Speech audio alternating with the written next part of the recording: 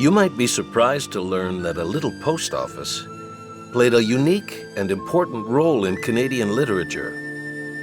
In its own way, the Cavendish Postal Service on Prince Edward Island had a significant influence on one of this country's most cherished writers, Lucy Maud Montgomery, author of Anne of Green Gables. Lucy Maud Montgomery was born in Clifton, PEI. We know it today as New London.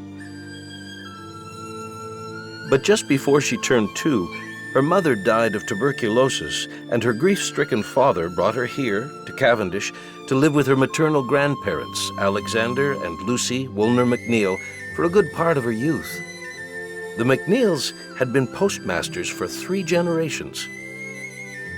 As a young girl, Maud, as she was known to family and friends, helped her grandfather with his postmaster duties.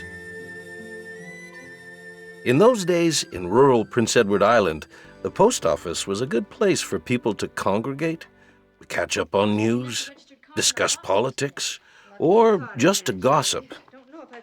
And seeing as the post office was in the McNeil's home, these gatherings were probably where Maud found the inspiration for many of the true-to-life characters that populate her novels. Yes, here it is, here.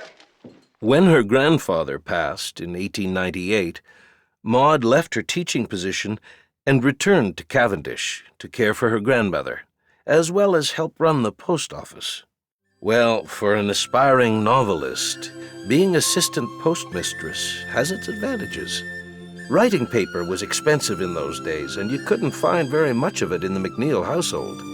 So, always looking for something to scribble on, Maud was able to write her stories and poems on the back of official letter bills, courtesy of the Post Office Department.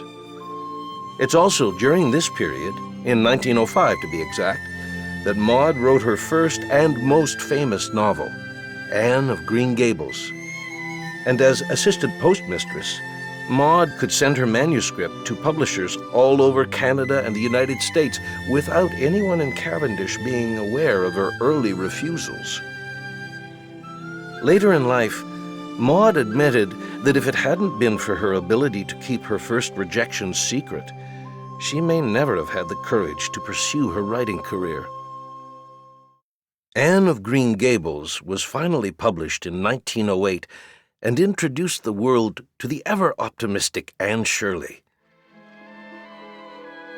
As we all know, the book became an immediate success, was translated into dozens of languages, and is still popular today in countries as far away as Poland and Japan.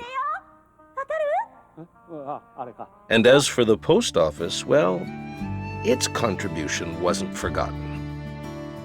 In the early 70s, when Cavendish needed a new building for its post office, it was decided that it should also commemorate the birthplace of Anne of Green Gables.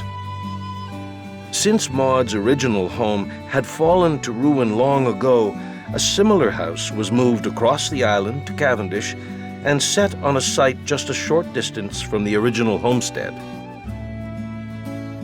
The building was reinforced, a new section added, and the interior was restored to serve as both post office and historical exhibition.